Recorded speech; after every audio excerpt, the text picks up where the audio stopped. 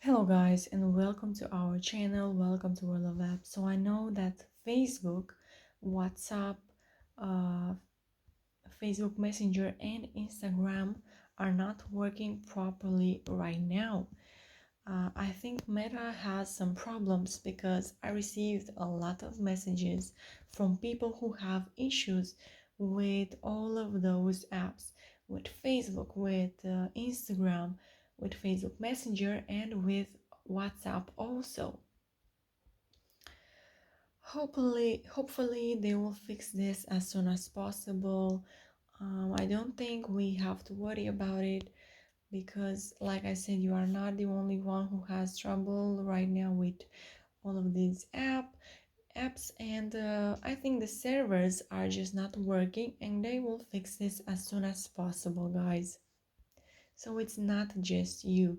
If you have problems with all of these apps, with Instagram, WhatsApp, Facebook and Facebook Messenger, you can comment in the comment section down below. You can like this video and you can also subscribe to our channel for more updates about this topic.